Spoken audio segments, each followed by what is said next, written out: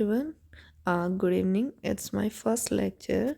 Actually, I found this app and a number of people here who wants to crack CTET, right? Then we haven't time. We can say like अगर हम ये कहें कि हमें CTET crack करना है और हम काफ़ी टाइम से स्टडी के टच में नहीं, लेकिन हमने काफ़ी कुछ किया है, कोई 1 मार्क्स से रह गया, कोई 2 मार्क्स से रह गया, तो उन लोगों को क्या चाहिए, सिर्फ अगर वो अपना घर का काम करते करते, फॉर एग्जांपल हाउस मेकर, अगर वो घर का काम करते करते भी सिर्फ लिसनिंग करती है हर चैप्टर के बारे में, then she can easily crack this exam because it's not a big deal, and for those people it's like a cup of cake, oh sorry, cup of tea, sorry. Okay, then we have to start our first chapter, and it is adhyay 1, adhigam evam arjan, we can say learning and acquisition. देखिए बच्चों, सबसे पहले मैं आपको बता दूं कि मैं सिर्फ़ और सिर्फ यहाँ पर बुक रीडिंग करूँगी, जिसको सिर्फ सुनने भर से आपका एग्ज़ाम जो है वो क्रैक होने के मेरे हिसाब से 50% चांस जो है वो बढ़ सकते हैं। Okay, we are start from 1.1। अधिगम का अर्थ एवं परिभाषा। अधिगम अथवा सीखना किसी स्थिति के प्रति सक्रिय प्रतिक्रिया यानी कि एक्टिव रिस्पॉन्स को दर्शाता है। यह एक ऐसी प्रक्रिया है जो जीवन पर्यंत चलती रहती है और जिसके द्वारा हम ज्ञान अर्जित करते हैं, यानी कि हमारे जन्म से लेके अंत तक ये चीज़ चलती रहती हैं। यहाँ पर मतलब किसी तरह का कोई स्टॉपेज नहीं आता कि हम इस एज में आके जो है हमारी लर्निंग जो है वो स्टॉप हो जाएगी, नेवर एवर। अब हम बात करें अगर फेमस प्रेसी के अकॉर्डिंग, सीखना हम उस अनुभव को कहते हैं जिसके द्वारा हमारे व्यवहार में परिवर्तन होता है तथा हमारे व्यवहार को नई दिशा मिलती है। It's talking about behave.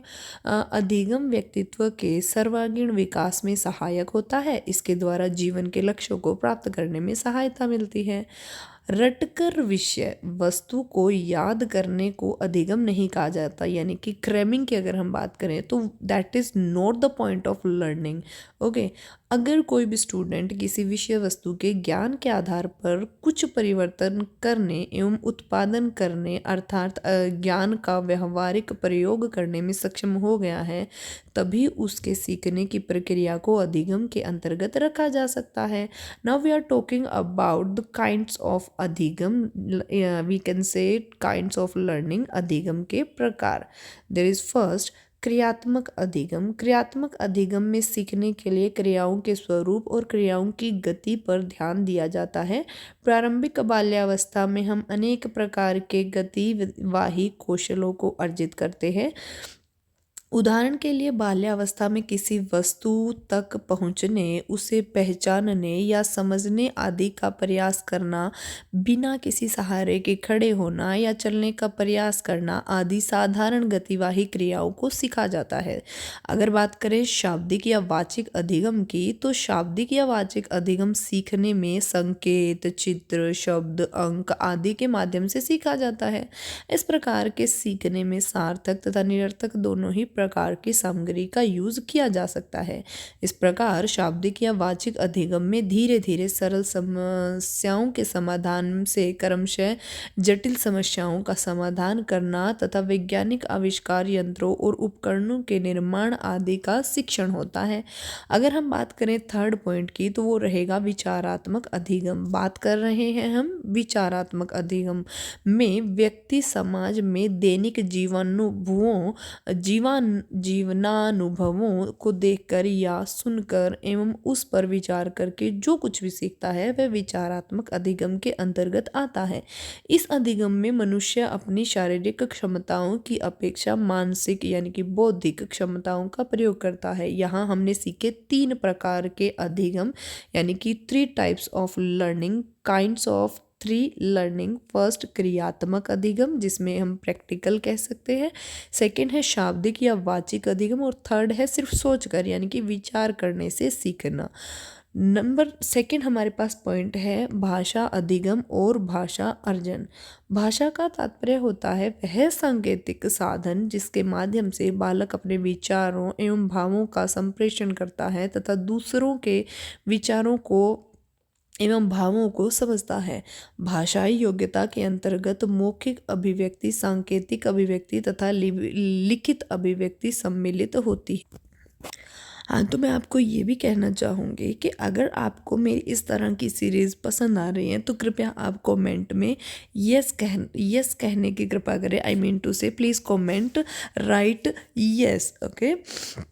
उसके बाद मैं हर हर टाइम कोशिश करूँगी कि मैं चैप्टर वाइज और इवन हर एक पॉइंट जितना भी मुझे इस ऐप के अंदर मिलता है या कहीं से भी मैं क्वेश्चन आंसर वगैरह सब कुछ उठाने की कोशिश करूँगी। और इवन मैं प्रयास करूँगी कि मैं आपको PYQ यानी कि previous question year question paper भी मैं आपको करवाऊँ। ठीक है। अगर आपको इस चीज़ से हेल्प मिलती है तो प्लीज़ आप कमेंट करें। Okay, now we are starting from our like मनुष्य अपने विचारों को अभिव्यक्ति करने और समाज के साथ सामंजस्य स्थापित करने के लिए जिस प्रक्रिया द्वारा अपनी भाषिक क्षमता का विकास करता है वह भाषा अधिगम कहलाती है। I want to repeat it. मनुष्य अपने विचारों को अभिव्यक्त करने और समाज के साथ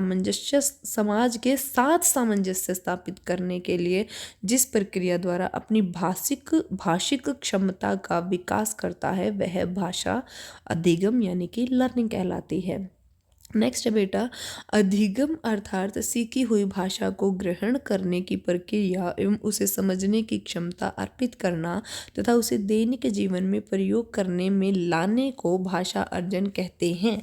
ओके, नेक्स्ट है बेटा, भाषा का अर्जन अनुकरण यानी कि सिमुलेशन द्वारा होता है। भाषा का अर्जन अनुकरण के द्वारा होता है, सिमुलेशन के द्वारा होता है। बालक अपने वातावरण में जिस प्रकार लोगों को बोलते हुए सुनता है, लिखते हुए देखता है, उसे अनुकरण द्वारा सीखने का प्रयास कहा जा सकता है। ओके, नेक्स्ट पॉइंट है 1.2.1 भाषा अधिगम एवं अर्जन के संदर्भ में विभिन्न विद्वानों के द्वारा विचार यानी कि अलग अलग साइकोलॉजिस्ट ने अलग अलग अपने अपने जवाब दिए हैं। उसमें यहाँ पर हम बात शुरू कर रहे हैं। यह बात रहस्य ही बनी हुई है कि आखिर अत्यंत कम उम्र के बावजूद बच्चा जटिल भाषिक व्यवस्था को कैसे समझ लेता है। कई बच्चे 3 या 4 वर्ष के होते होते न केवल एक अपितु 2 या 3 भाषाओं को धीरे धीरे परवाह में प्रयोग करना सीख जाते हैं। बिल्कुल, इसमें कोई दो राय नहीं है। कई बार हम देखते हैं कि दादा दादी जो हैं वो अपनी डायलेक्ट बोलते हैं। बच्चा स्कूल से हिंदी सीख के आ रहा है या इंग्लिश सीख के आ रहा है, उसकी मदर या उसके फादर जो हैं वो अपनी लैंग्वेज जो है वो बच्चे के साथ यूज़ करते हैं। तो हम देखते हैं कि इतना अच्छे से तो वो पेरेंट्स या ग्रैंड पेरेंट्स या टीचर नहीं बोल पाते जितना अच्छे से वो बच्चा जो है वो उन लैंग्वेज को जो है बहुत जल्दी एक्सेप्ट कर लेता है, कवर कर लेता है, उन्हें सीख लेता है। यही नहीं, वे दिए गए संदर्भ में भी उपयुक्त भाषा का प्रयोग करते हैं। भाषा सीखने के संदर्भ में व्यवहारवादी मनोवैज्ञानिकों का मत है कि अभ्यास, नकल व रटने से भाषा का जो प्रयोग है उसकी क्षमता विकसित होती है। इसी कथन के संदर्भ में विभिन्न विद्वानों ने अपने अपने विचार प्रस्तुत किए हैं और सबसे पहले आपके पास आ रहा है चॉम्स्की।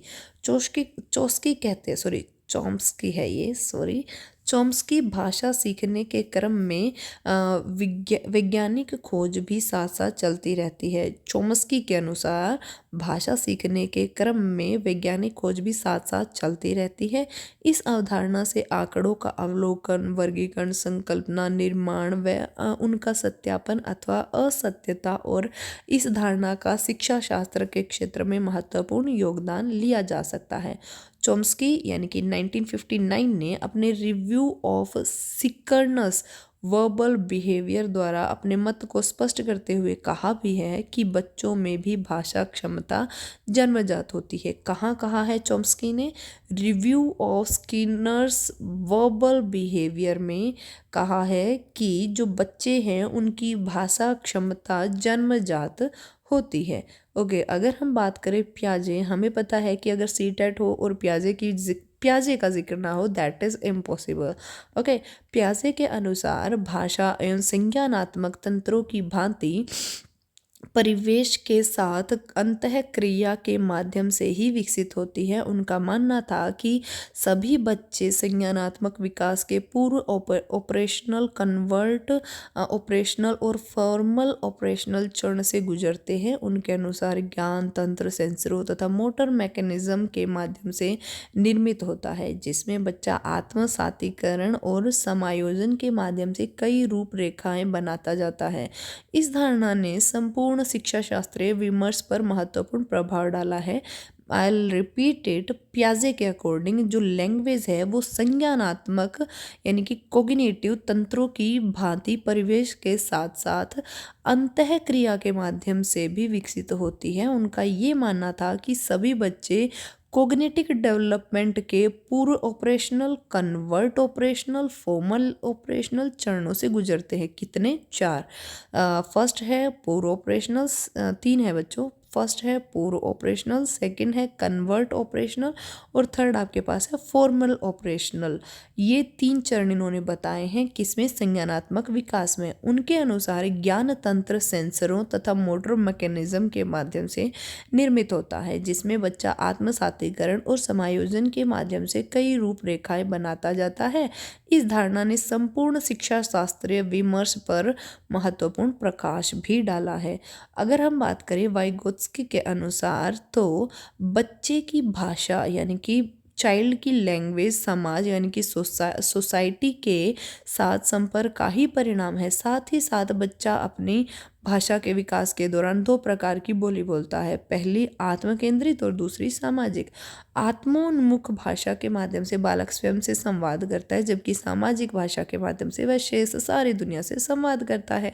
इसमें तो कोई भी दो राय नहीं है, क्योंकि हम देखते हैं हमारे आसपास में बहुत सारे बच्चे होते हैं और हमारा खुद का भी एक बच्चा होता है। जैसे कि अगर मैं मेरे बेटे की बात करूँ तो वो मेरे साथ हिंदी लैंग्वेज बोलता है, स्कूल में वो इंग्लिश लैंग्वेज सीखता है और वहीं वो अपने ग्रैंड पेरेंट्स के साथ अपनी डायलेक्ट जो है वो यूज़ करता है। और अगर हम बात करें तो जब वो अकेला अपने मतलब खेलता है अपने टॉयज़ के साथ, तो उसकी जो लैंग्वेज है वो मुझे खुद को भी कई बार मैं सोचने पर मजबूर हो जाती हूँ कि वो कहाँ से ये लैंग्वेज सीख रहा है।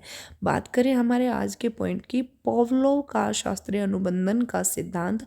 पाव्लोव ने अधिगम प्रक्रिया को समझने के लिए अनुबंधन यानी कि कंडीशनिंग का सिद्धांत प्रस्तुत किया। पाव्लोव ने अपने इस प्रयोग में एक कुत्ते को भूखा रखकर उसे एक मेज पर बांध दिया। प्रयोग के दौरान घंटी बजते ही कुत्ते के सामने भोजन प्रस्तुत किया जाता है, जिससे उसके लार टपकती है। इस प्रयोग को कई बार दोहराया गया। प्रयोग के अंतिम चरण में पुनः घंटी बजाई गई, लेकिन उसके सामने भोजन नहीं रखा। इसके उपरांत भी कुत्ते के मुंह से उसी प्रकार लार टपकी जिस मात्रा में भोजन दिखाने पर टपकी थी। इस प्रकार इसी प्रयोग के द्वारा उन्होंने यह सिद्ध करने का प्रयास किया कि जो मनुष्य है वो जो प्रतिक्रिया प्राकृतिक उद्दीपन यानी कि नेचुरल स्टिमुलस को देखकर प्रकट करता है, उसी स्वाभाविक प्रतिक्रिया को किसी कृत्रिम उद्दीपन यानी कि आर्टिफिशियल स्टिमुलस से अनुबंधित करके भी प्राप्त किया जा सकता है।